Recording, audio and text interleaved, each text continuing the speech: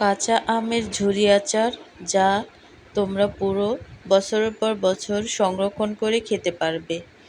খিচুড়ি, ভাত কিংবা পরোটার সাথে এই আচারটি খেতে জাস্ট অমৃতর মতো লাগে। পারফেক্ট আচারের এই গোপন রেসিপিটি জানতে ভিডিওটি একদম শেষ পর্যন্ত দেখার অনুরোধ রইল।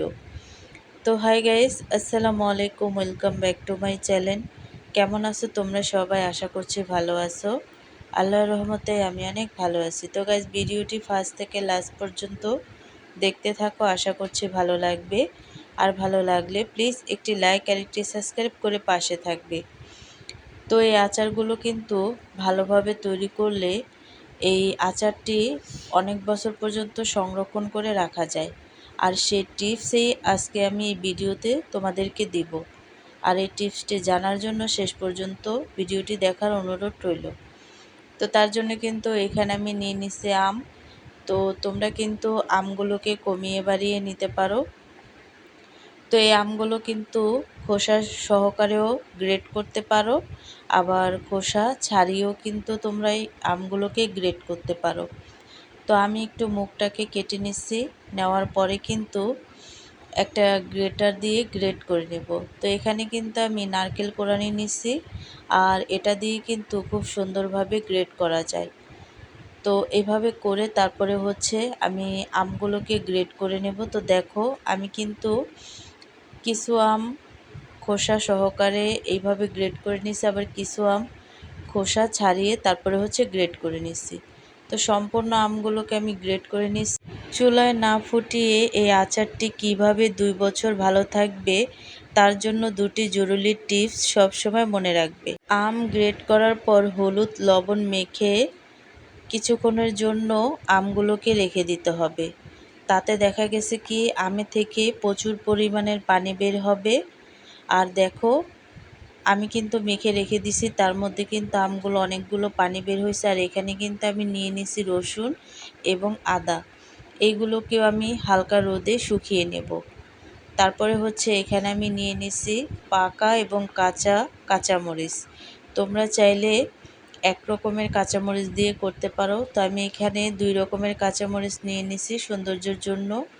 তো এইগুলোকে ভালোভাবে ধুয়ে পরিষ্কার করে তারপরে হচ্ছে আমি এই কাঁচামরিচ, আদা, রসুন শুকিয়ে নেব। আর প্রত্যেকটা জিনিস কিন্তু শুকিয়ে নেবে। আচারে যেটা ব্যবহার করবে সবগুলো জিনিস যদি তোমরা শুকিয়ে নাও, তাহলে কিন্তু আচারগুলো অনেক দিন ভালো থাকবে। তো দেখো, আমি কিন্তু 2 টুকরো করে নিছি। আর এই আদাটাকে কিন্তু আমি একেবারে কুচি কুচি করে কেটে নেব। তো এই আদাটা কিন্তু এভাবে তো করে কেটে নেব। আর এই আদাটাকে কিন্তু আমি কুচি কুচি করে কেটে নিছি, দেখতেই পাচ্ছ। তো এইভাবে করে সম্পূর্ণ আদা আমি কেটে নিছি, আর মরিচটাকেও কেটে নিছি। এখন আমি হালকা রোদে শুকিয়ে নেব। আর এই কাঁচামরিচ আর রসুন আমি থেতো করে নেব। দেখো, আম থেকে কিন্তু অনেকগুলো পানি বের হয়েছে। আর এই আমগুলোকে এখন আমি এই পাতলা কাপড় দিয়ে ছেঁকে নেব।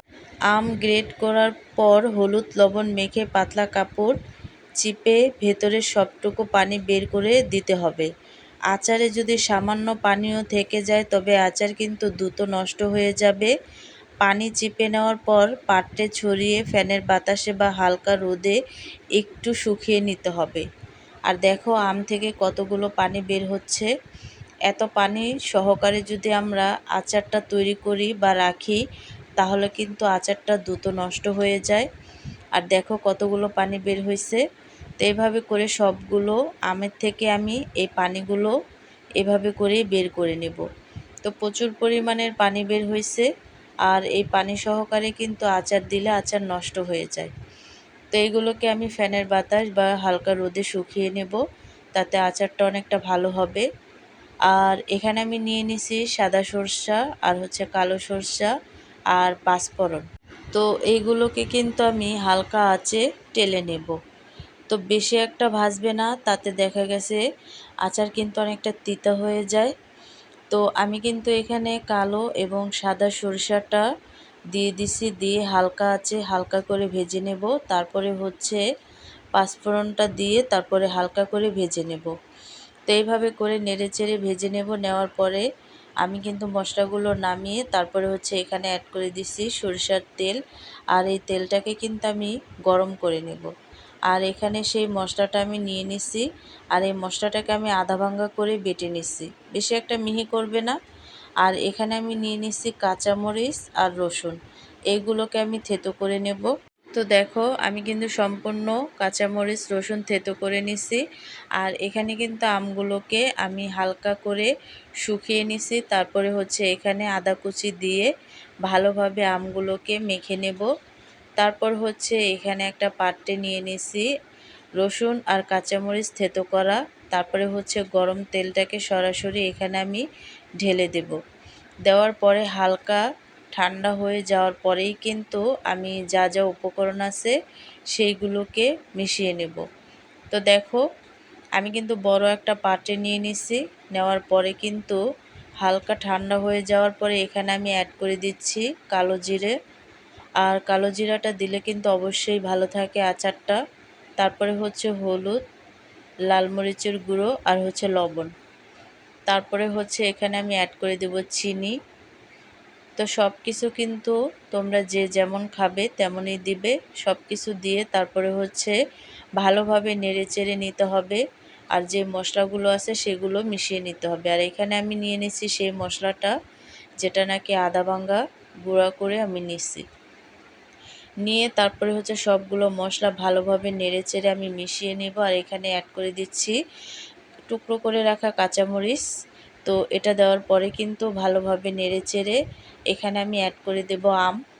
আর অল্প অল্প করে আম দিয়ে দিয়ে তারপরে হচ্ছে মিশিয়ে নিতে হবে। তো দেখো এগুলোকে মেশানোর পরেই বুঝতে পারবে যে আচার কতটা পারফেক্ট হয়েছে।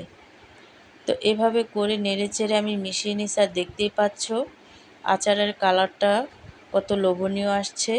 এখানে আমি সর্বশেষ অ্যাড করে দিচ্ছি ভিনেগার। আর ভিনেগারটা অবশ্যই দেওয়ার চেষ্টা করবে। ভিনেগারটা দিলে কিন্তু আচারটা অনেক দিন পর্যন্ত ভালো রাখে। তো আচারটা কিন্তু একেবারেই রেডি। আর এখানে আমি নিয়ে নিছি কাচের বয়রম। আর এখানেই কিন্তু আচারটা সংরক্ষণ করব। আচার রাখার জন্য সবসময় কাচের বয়ম ব্যবহার করবে এবং বয়মটি ফুটন্ত পানিতে ধুয়ে রোদে শুকিয়ে একদম জীবাণুমুক্ত করে নেবে। আর আচারে সরষের তেল এমনভাবে দিতে হবে যেন আমের কুচিগুলো তেলের নিচে ডুবে থাকে। তো দেখো আচারটা কিন্তু একেবারেই রেডি। তৈরি হয়ে গেল আমাদের চুলায় ঝামেলা ছাড়া বছরের পর বছর ভালো থাকার মতো কাঁচা আমের কুচি আচার। এবার এই আচারটি পরিষ্কার কাচের বয়রমের ভরে ওপর পর্যন্ত সরিষার তেল দিয়ে ডুবিয়ে রাখবে। আশা করি আজকের এই সহজ এবং দরকারি আচারের রেসিপিটি তোমাদের খুব ভালো লেগেছে। আর এমন ঝামেলা ছাড়া আচারটা কিন্তু তোমরাও তৈরি করতে পারো। আর যেহেতু এটা অনেক দিন পর্যন্ত সংরক্ষণ করে রাখা যায়, তার জন্য কিন্তু আমরা এটা খিচুড়ি বা যে কোনো কিছু দিয়েই কিন্তু খাওয়া যায়।